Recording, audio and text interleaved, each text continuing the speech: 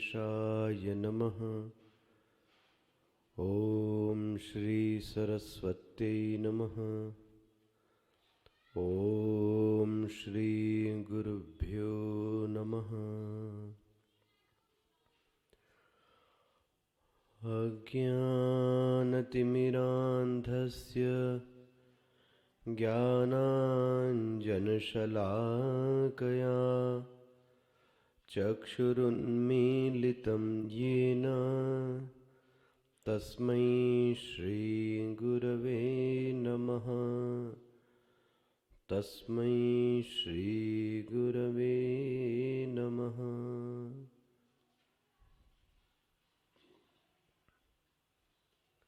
40वें श्लोक से। श्रीभगवानुवाच पार्थ नैवेह नामुत्र विनाशस्तस्य विद्यते न हि कल्याणकृत् कश्चित् दुर्गतिं तात गच्छति। प्राप्य पुण्यकृतान् लोकान् उषित्वा शाश्वती समाः शुचीनां श्रीमतां गेहे योगभ्रष्टो विजायते अथवा योगिनामेव कुले भवति धीमताम्। एतद्हि दुर्लभतरं लोके जन्म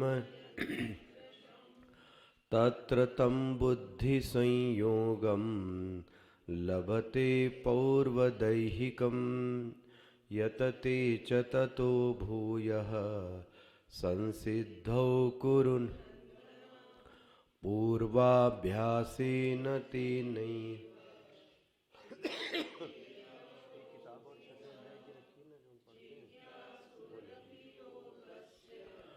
शब्दब्रह्मादिवर्तते प्रयत्न्यादतमानस्तु योगी संशुद्धकिल्बिषः अनेकजन्मसंसिद्धः ततो याति परां गतिं।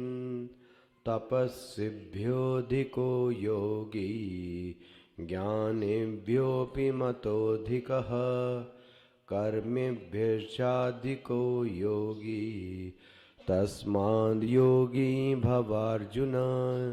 योगिनामपि सर्वेषां मद्गतेनान्तरात्मना श्रद्धावान् भजते यो मां समे युक्ततमो मतः। समे युक्ततमो मतः।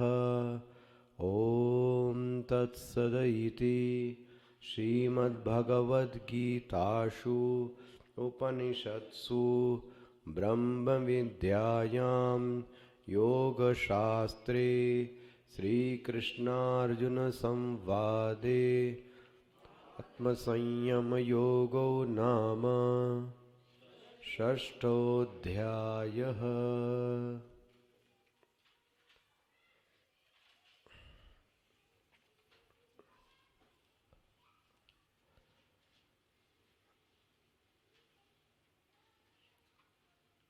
अर्जुन का प्रश्न था और भगवान ने उसका बहुत सुंदर उत्तर दिया। अर्जुन का प्रश्न संक्षेप में यह था कि यदि कोई साधक, और वह साधक भी कैसा था जिसके जीवन में साधना नाम की कोई चीज नहीं थी, यत्न शून्य था, यत्न शैथिल्य था, लेकिन उसके पास श्रद्धा नाम का एक बल जरूर था। और भगवान वह अंतिम समय में जीवन के कुछ कर नहीं पाया। अयति ही श्रद्धयाः उपेताः योगाचलित मानसा। ऐसा साधक मर गया, का गतिम कृष्ण गच्छति। ऐसे साधक का क्या होगा जिसने जीवन में साधना नहीं की लेकिन श्रद्धा से भरा हुआ है। भगवान ने बहुत सुंदर उत्तर दिया है। पहला तो, पार्थ, ऐसे श्रद्धावान व्यक्ति का न तो यहां पर न तो वहां पर, यहां पर अर्थ हुआ इस लोक में, यह का अर्थ क्या हुआ इहलोके, और अमुत्र का अर्थ क्या हुआ परलोके। न तो यहां पर न तो वहां पर उसका विनाश नहीं होता है, कम से कम उसको ऐसी हीनतम योनि की प्राप्ति नहीं होगी। नहीं कल्याणकृत न दुर्गतिम तात च गच्छति, न तो उसकी दुर्गति होगी। तो भगवान उसका होगा क्या, उसका कल्याण कैसे होगा, ये कल्याण की विधि है। एक बात तो पक्की है कि इस साधक के जीवन में भोग वासना तो जबरदस्त बनी हुई है, क्योंकि इसके जीवन में तृप्ति अभी इसको मरते दम तक प्राप्त नहीं हुई। देखो, ये हम लोगों का हाल है। भोग प्राप्त होने के बाद भी तृप्ति अलम वृत्ति का अगर उत्पन्न नहीं हो रही है, तब ध्यान रखना चाहिए कि हमारी गति बहुत सुंदर तो नहीं होगी। होना तो यह चाहिए कि वस्तु के सम्मुख होने पर भी हमारे मुंह से यह निकले अलम, अब बस बहुत हो गया, अब नहीं चाहिए। तो समझना चाहिए कि साधक कैसा हुआ, तृप्त हुआ। अब ये तीन आधार हो सकते हैं। साधु और साधक के जीवन में लोकेशना उस पर भावी रहती है। मरते दम तक वो चाहता है कि मेरा नाम होवे, मेरा यश होवे, तो ये भी एक ऐषणा है। हो सकता पुत्तेषणा होवे, हो सकता वित्तेषणा होवे, लेकिन एक बात तो पक्की है कि इसके जीवन में वासनाएं जबरदस्त भरी हुई हैं। भगवान इन वासनाओं के क्षय के लिए उसको एक अच्छे लोक की प्राप्त कराते हैं। वह लोक कैसा है, जो अश्वमेघ करने पर यह लोक प्राप्त होता है, वह इसको प्राप्त करा दिया। प्राप्य पुण्य कृतान लोकान। क्यों दिया भगवान आपने इसको लोक, ये पृथ्वी लोक क्यों नहीं दे दिया? क्योंकि यदि ये मनुष्य बनकर आएगा तो वासनाएं और पैदा भी करेगा।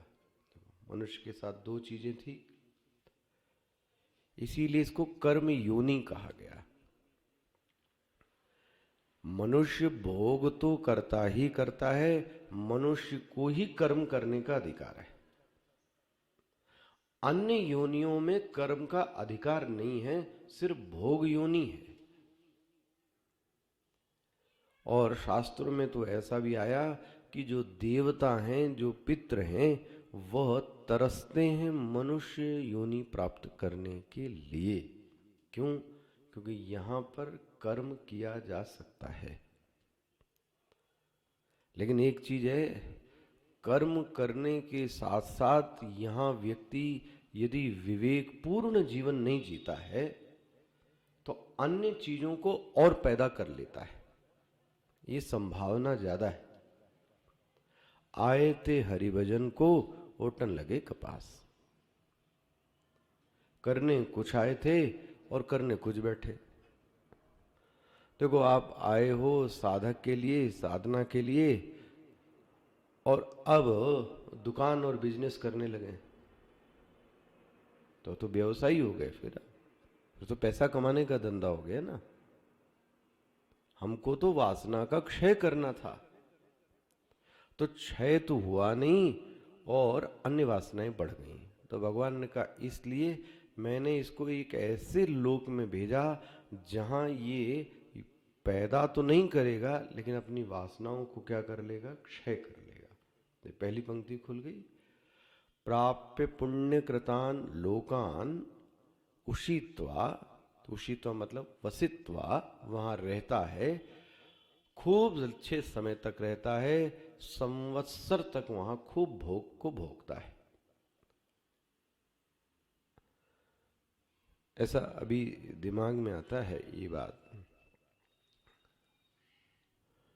भोग को क्षय करने के भी दो साधन लगते हैं। कोई जरूरी नहीं है कि भोग को भोग से ही नाश हो सकता है। श्रीमद् भागवत में दृष्टांत दिया गया कि यदि अग्नि जल रही होवे और उसको शांत करने के लिए घी डाला जाए तो वह अग्नि शांत नहीं होती और उठ जाती है। हविषा कृष्णमयी, ऐसा शब्द है। भोग को भोग से ही तृप्त किया जाए ऐसा आवश्यक नहीं है। कई बार भोग को विवेक से भी दूर किया जा सकता है। विवेक शक्ति जागृत होवे तो चीज अच्छी लगती है, ये स्वभाव है। लेकिन यदि विवेक जागृत होवे कि इस रास्ते पर जाने से हमारी शक्ति का ह्रास होगा, समय का ह्रास होगा, जो समय मिला था वो चला जाएगा, संसाधनों का नाश होगा। और यही बात कठोपनिषद में बोली है, शोभाव मर्तस्य यदंत कैतत सर्वेन्द्रियाणाम जरयंती तेज। भोगी व्यक्ति की इंद्रियों में जो तेज है वो क्षीण हो जाता है, ये निशानी। भोगी व्यक्ति की इंद्रियों में जो तेज है, तो इंद्रियों में भी एक तेज है, वह तेज निकल जाता है। इसलिए कोई जरूरी नहीं है कि भोग सो भोग से ही तृप्त किया जाए, भोग को विवेक से भी तृप्त किया जाता है। लेकिन बहुत सारी वासनाएं हैं। जैसे कि एक बात आपको कहूं, किसी को भोजन का बड़ा वो लग जाए तो जब वो भोजन कर लेता है तब उसको क्या एहसास हो गया, तृप्ति हो गई। तो भगवान ने तो इसको कृपा पूर्वक क्या कह दिया, जाओ और तुम पहले क्या कर लो, भोग ही कर लो, शायद बहुत कुछ हल्के हो जाओगे। और महाराज ये गया और उसने भोग भोगा। और अर्जुन फिर पूछता है अब क्या होगा, क्योंकि आपने बोला शाश्वती समाह। जब शाश्वती समाह मतलब संवत्सर, जब ये समय समाप्त हो गया फिर क्या होगा इसका। फिर बोलते हैं शुचीनाम श्रीमताम गेहे। अब मैं इसको मनुष्य लोक में एक पवित्र और धनाढ्य घर में भेजता हूं। पवित्र है और धनाढ्य घर है जहां अच्छे से ये रह सकता है। ये कौन है, योग भ्रष्ट। ऐसे साधक का नाम क्या रख दिया, योग भ्रष्ट। योग भ्रष्ट मतलब गलत अर्थ नहीं लेना। जो साधना करते करते अपने लक्ष्य को प्राप्त तो नहीं कर पाया और देह शांत हो गई, ऐसे को क्या कहेंगे, योग भ्रष्ट। तो एक तो पॉसिबिलिटीज ये है, कहां पर, शुचि नाम श्रीमताम गेहे। तो दूसरी पॉसिबिलिटी, अथवा योगिनाम एवं कुले भवती। अथवा योगिनाम, योगिनाम मतलब योगियों के घर।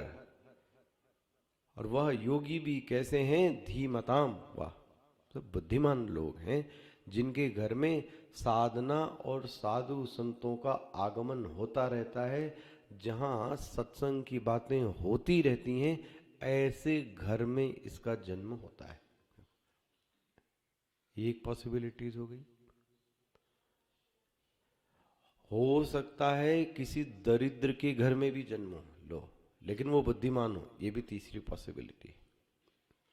शुचि श्रीमताम नहीं है, भाष्यकार ने इसे लिखा दरिद्राणाम। दरिद्र है, धन से हीन है, लेकिन बुद्धि बहुत अच्छी है। एतद ही दुर्लभ तरम। दुर्लभ तरम मतलब ये अन्यों की तुलना में यह जन्म क्या है, थोड़ा विशेष है। दुर्लभतरम मतलब आसान नहीं है ये जन्म मिलना। देखो अच्छा, अब क्या होगा भगवान, तत्र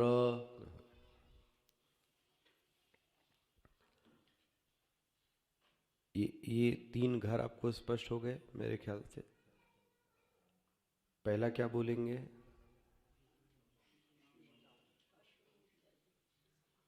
पहला एक तो ऊपर ही भेज दिया इसको, प्राप्य पुण्य कृतान लोकान। दूसरा इसको कहां भेजा, शुचि नाम श्रीमताम गेहे, ठीक है। तीसरा ये कहां भेज दिया, योगी नाम एवं। चौथा हो सकता है कि वह धन से हीन होवे लेकिन बुद्धिमताम होवे। देखो जी, इसलिए कल परसों एक उदाहरण दे रहा था, भगवान करदम ऋषि, देखो जी, माता देवहूति तपस्विनी है, घर में साधना का वातावरण है। तो ऐसे घर भी, और इसी का एक विपरीत उदाहरण भी है। विपरीत उदाहरण क्या हो सकता है, गौतम बुद्ध धनाढ़ परिवार में जन्म हुआ है, लेकिन वहां पर भी वो साधक तो साधक ही है। हाँ, प्रहलाद है। बहुत सारे संतों का उदाहरण पढ़ेंगे, बड़े अच्छे अच्छे संतों के आपको इसी कलयुग के ही अंदर में बहुत सारे संत मिल जाएंगे। हाँ, मीरा भी, वो भी अच्छी फैमिली की थी, लेकिन आप देखो अभी आएगा ये क्यों हुआ। परिवार तो एक निमित्त बनता है, वह जो माता पिता हैं वह एक निमित्त मात्र हैं, उसके संस्कारों के वासनाओं के अनुरूप परिवार का चुनाव किया जाता है, जहां पे उसको यह चीज की कमी खले नहीं। तो धन की ऐसी चीज दे दी कि धन की कमी उसको खलती, तो ऊपर उठ गया। पता लगा धन की कमी से ही वो जूझ रहा है, तो पूरा जीवन ही किस में चला गया, धन कमाने में। ऐसा भी संभव है। अच्छा, लेकिन योगियों के कुल में जन्म लेने के लिए बहुत अच्छी क्या चाहिए, पूंजी चाहिए। देखो जी, ये तो स्पष्ट है। तो योगिनाम कुले भवति धीमताम। अच्छा, अब बहुत सुंदर है, देखो मनुष्य की आंख ज्यादा दूर तक नहीं देख पाती। कितनी दूर देखेगी, जितनी आपकी सीमा है। लेकिन भगवान क्या बोलते हैं, मेरे पास एक ऐसा बैंक है, एक ऐसा बैंक है जहां कभी घोटाला नहीं हो सकता। तुमको अपनी दृष्टि पे तुम 6 फीट 8 फीट ही देख सकते हो, मैं तुम्हारे जन्मों जन्मों की प्रति क्षण का हिसाब रखता हूं। वाह, देखो हमारी दृष्टि देखो भगवान की। मैं जन्मों, एक देखो एक जन्म भी न जाने कितने क्षण बीतेंगे। मैं तुम्हारे बिताए गए पूर्व जन्म को, पूर्व जन्म में सब समय को, बाल्यकाल, युवा काल और संन्यास काल, सब काल को जानता हूं। मेरे पास घोटाला नहीं हो सकता। ये भगवान के पास एक बैंक है। तो भगवान ये कहना चाहते हैं, देखो तुम अपना काम करो, इस फल के दुराग्रह में मत पड़ो। तुम अच्छे काम करते जाओ, मैं सब नोट कर रहा हूं। देखो जी, रात के अंधेरे में भी करोगे तो भी मैं नोट कर रहा हूं, कोई देखे या न देखे वो भी नोट कर रहा हूं। तुमको लोग जगत यश देवे या न देवे तो भी मैं देख रहा हूं। तुम तो अपना काम करो। अब जो तुमने पूर्व जन्म में कमाई हुई की थी, देखो ध्यान से कैसे इस श्लोक से इस श्लोक जुड़ता है। पूर्व जन्म में जो तुमने कमाई की थी, क्या कमाई की थी, शुद्ध अंतःकरण की प्राप्ति की थी, बुद्धि शांत हुई थी, बुद्धि भोग से शैथिल्य हुई थी, बुद्धि सूक्ष्म हुई थी, बुद्धि ने थोड़े बहुत साधना के संस्कार पड़े हुए थे। ये कब है? ये पिछले जन्म की बात है। देखो ये रिकॉर्ड में है उनके, ये उनके रिकॉर्ड में है। तो क्या बोलते हैं, जहां से तुमने छोड़ा था, मतलब मरे जहां से थे, अगली बार वहीं से चालू होगा। वाह, बहुत बड़ी चीज। मतलब ये हुआ, अध्यात्म में प्रारंभ शून्य से नहीं होता। हर जन्म में हमको वही यात्रा नहीं करनी पड़ती, जहां से छोड़ा था वहीं से प्रारंभ होता है। बहुत बड़ी बात है। अब हम लोगों की यात्रा भी वहीं से चालू हुई है जहां से हम लोगों ने पिछली बार। अब इसका देखो उदाहरण ऐसा देखो, ये इतने लोगों में पढ़ाने वाला एक ही शिक्षक, एक ही गुरु होवे, ग्रंथ भी एक ही होवे, लेकिन थोड़े ही समय में साधक को ऐसा लगने लगता है कि ये मेरी बुद्धि को क्या हो रहा है, ग्राह्य हो रहा है। ग्राह्य हो रहा है मतलब कुछ तो हो रहा है अंदर, कुछ परिवर्तन हो रहा है, कुछ समझ में आने लगा है। और कई बार ऐसा अनुभव होता है कई लोगों को, वर्षों तक पढ़ने के बाद में भी उनको कुछ भी परिवर्तन नहीं लगता, कठिन लगता है। भाई ये लोग तो कहते ही हैं कि वेदांत बहुत कठिन विषय है। कई लोगों को रस आता है, क्या कहा जाए। तब आप समझना कि पूर्व जन्म की अब आपकी कमाई क्या कर दी, भगवान ने खोल दी है।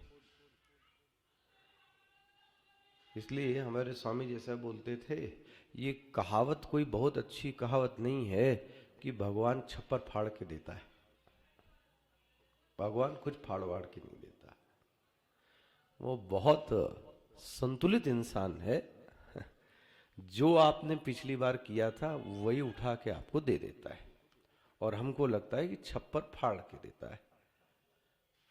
अगर हमने कमाई नहीं की है तो आप लाख कोशिश कर लो, कुछ नहीं मिलने वाला। मनोराज्य करने में क्या जाता है, खूब कल्पना करो। तो ये एक बात तो ये कम से कम इन आखिरी श्लोकों में बुद्धि में बैठा लें कि जहां हमारी आखिरी यात्रा साधना की समाप्त हुई थी, इस जन्म में भगवान वहीं से यात्रा प्रारंभ करते हैं। इसलिए संतों का एक बहुत अच्छा कथन है। देखो जी क्या कहते हैं, आप अन्यथा मत लेना इसको। संत लोग ये बार बार आपने देखा होगा कहते होंगे, आखिरी सांस तक कमाओ। ऐसा सुना होगा आपने। क्या बोलते हैं, आखिरी सांस तक कमाओ। तो आदमी क्या कहता है, तो जनता जनार्दन उत्तर क्या देती है, बोलते हैं हम तो बुजुर्ग हो गए। ये उत्तर मिलता है, हम तो बुजुर्ग हो गए, हम तो बुढ़े हो गए, हमसे नहीं होता। देखो हमारे स्वामी जी ने इसका बड़ा विरोध किया है। जो यह कहता है वह देहवाद में पड़ा हुआ है, जड़वाद है। कैसे उन्होंने बोला है, ये देहवाद है, ये जड़वाद है। बोले इसका और क्या अच्छे से समझाएंगे, बोले ये जीव को नहीं पहचानता, ये सिर्फ शरीर को ही पहचान रहा है कि शरीर बूढ़ा हो गया है। अरे जो तुम अभी भी जप करोगे आखिरी सांस तक, वो भी किस में किया जाएगा, रिकॉर्ड किया जाएगा।